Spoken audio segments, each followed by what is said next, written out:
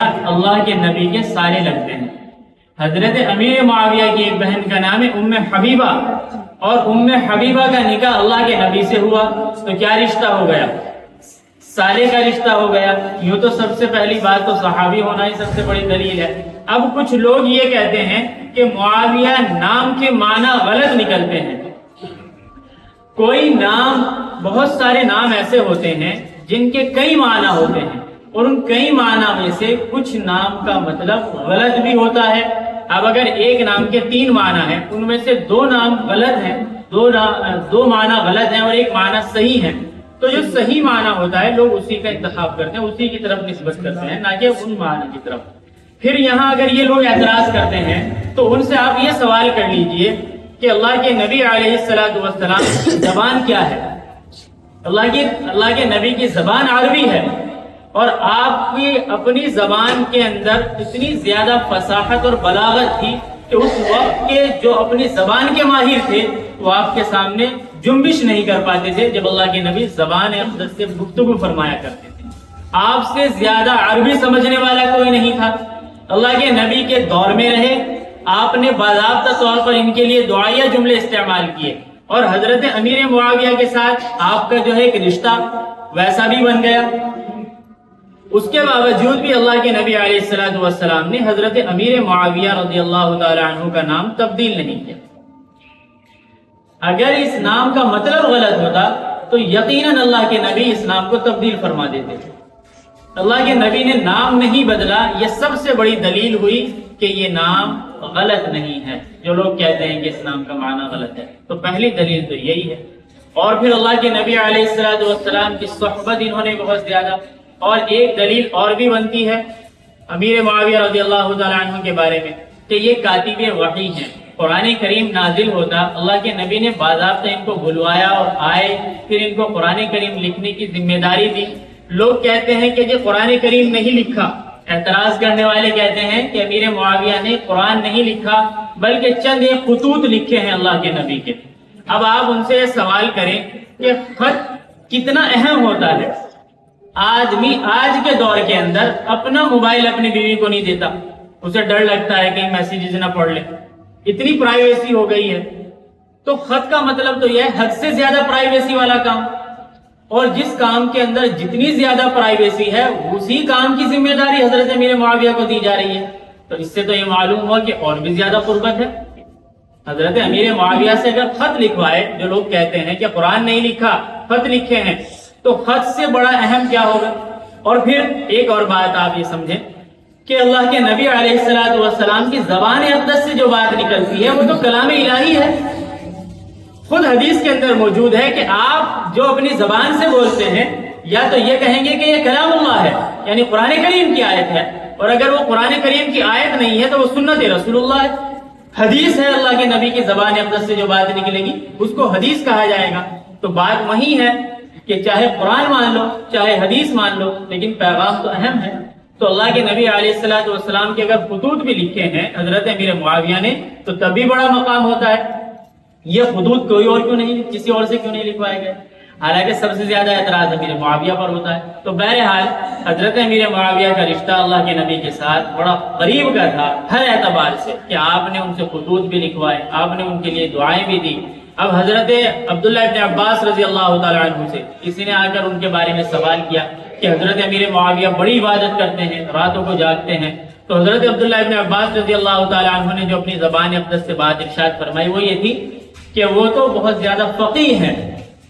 وہ حضرت امیر معاویہ کے بارے میں فرما رہے ہیں کہ فقیہ ہیں، اور اگلا جملہ ارشاد فرمایا کہ انہوں نے اللہ کے نبی کی صحبت اختیار کی ہے، تو اس لیے وہ ہر اعتبار سے افضل ہیں، ہر اعتبار سے ان کے بارے میں کسی طرح کی کوئی گفتگو یہ زیب نہیں دیتی امیر معاویہ رضی اللہ تعالیٰ عنہ کے بارے میں۔ اب آگے چلیں، آپ ان کا جو دور آیا ہے حضرت عمر رضی اللہ تعالیٰ عنہ کے دور کا واقعہ، ایک وہ بات پھر ورنہ شروع سے لمبی ہوتی چلی جائے گی۔ حضرت عمر رضی اللہ تعالیٰ عنہ کے دور کے اندر ایک گورنر ہیں، ان کا نام ہے عمیر بن سعد رضی اللہ تعالیٰ عنہ۔ حضرت عمر فاروق رضی اللہ تعالیٰ عنہ نے عمیر بن سعد کو ہٹا دیا گورنری سے، اور اس گورنری پر جو متعین کیا ہے وہ امیر معاویہ رضی اللہ تعالیٰ عنہ کو متعین کر دیا۔ اب کسی نے آ کر عمیر بن سعد سے کہا کہ حضرت عمر نے آپ کو گورنر سے ہٹا دیا. مطلب جس بات کا یہ تھا کہ تاکہ حضرت عمیر بن سعد کچھ غلط کہیں امیر معاویہ رضی اللہ تعالیٰ عنہ کے بارے میں.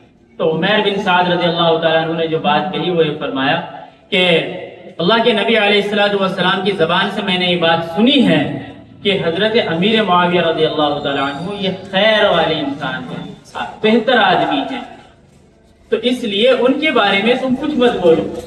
عمیر بن سعد رضی اللہ تعالیٰ عنہ نے اس شخص کو روک دیا جس نے آ کر یہ بات کہی کہ آپ کو گورنری سے ہٹا کر امیر معاویہ کو لے کر آ گئے تو لہذا کچھ بات کہی جائے. تو لیکن انہوں نے اسی بات کو وہیں روک دیا عمیر بن سعد نے کہ امیر معاویہ کے بارے میں کچھ مت کہو. اللہ کے نبی نے خود یہ بات ارشاد فرمائی ہے. اب جب آگے چل کر حضرت عمر فاروق رضی اللہ تعالیٰ عنہ کے دور میں 4 سال گورنر رہے امیر معاویہ رضی اللہ تعالیٰ عنہ، اور اس کے بعد پھر جب حضرت عثمان غنی رضی اللہ تعالیٰ عنہ کا دور آیا تو اس دور کے اندر یہ 12 سال گورنر رہے. پھر اس کے بعد آگے چل کر حضرت علی کا ہے.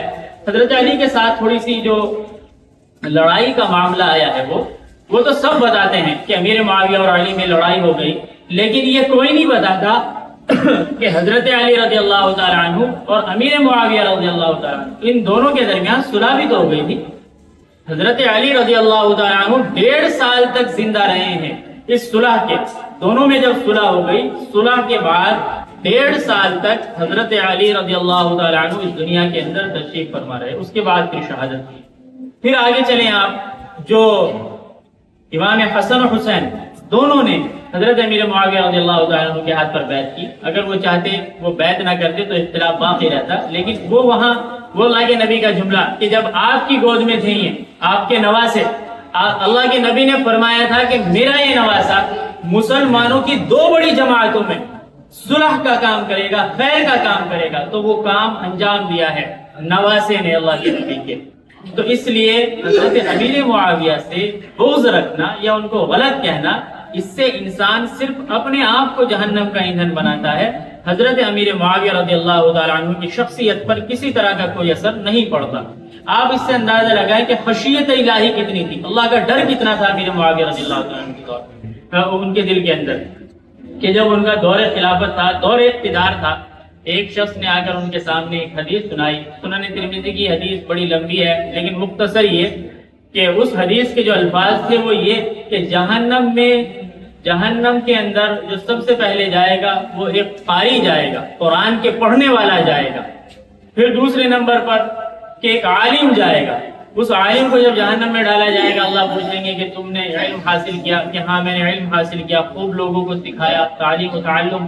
تو اللہ کے فرشتے اللہ کے ذریعے اس عالم سے کہا جائے گا کہ یہ سب دنیا کے لیے تھا تاکہ لوگ تمہیں عزت دے سکیں، تمہیں کہیں کہ ہاں تم عالم ہو. اسی طریقے سے تیسرے نمبر پر ایک شہید کو لایا جائے گا اور شہید سے بھی پھر یہی سارے سوال و جوابات ہوں گے. وہ شہید یہ کہے گا یا اللہ میں نے آپ کے دین کی خاطر آپ کے لیے اپنی جان قربان کر دی، لیکن مقصد کیا ہوگا کہ لوگ اس کو شہید کہیں، لوگ اسے تمغوں سے نوازیں. تو اللہ فرمائیں گے کہ یہ سب دنیا کے لیے تھا جو تمہیں کہا جا چکا. یہ 3 باتیں آئیں اس حدیث کے اندر، قرآن کا قاری، عالم اور شہید. یہ حدیث جب حضرت امیر معاویہ رضی اللہ تعالیٰ عنہ کے سامنے سنائی گئی تو آپ بے ہوش ہو گئے، آپ رونے لگے، آپ پر غشی طاری ہو گئی اور آپ بے ہوش ہو گئے. اس سے پتہ چلا کہ کس قدر خوف تھا. ہوش میں آئے تو کہنے لگے کہ جب ان لوگوں کا یہ حال ہے تو عام آدمیوں کا کیا حال ہوگا، کہ جب ان لوگوں کی یہ حالت ہوگی کل قیامت میں تو عام پبلک کی، عام لوگوں کی کیا کیفیت ہوگی. انہی میں سے کسی نے کہا کہ یہ حدیث امیر معاویہ کے سامنے نہیں بیان کرنی چاہیے تھی کیونکہ ان کے اوپر خشیت اتنی زیادہ تھی. آپ ہی کا دور ہے، حضرت امیر معاویہ رضی اللہ تعالیٰ عنہ کا ہی دور ہے. اسی دور کے اندر یہ بہت لمبا واقعہ مختصر کہ ایک شخص کو انہوں نے ہدیہ دیا. ایک کوئی بزرگ تھے، 500 درہم یا 500 دینار وہ دیے. اب جب ان کے پاس جا کر وہ پیش کیا ہدیہ تو وہ غصے میں آ گئے. وہ جلالی تھوڑا ایک مزاج تھا جلال کا، تو انہوں نے کہا کہ اس تھیلی کو لے کر جاؤ معاویہ رضی اللہ تعالیٰ عنہ کے چہرے پر مارو.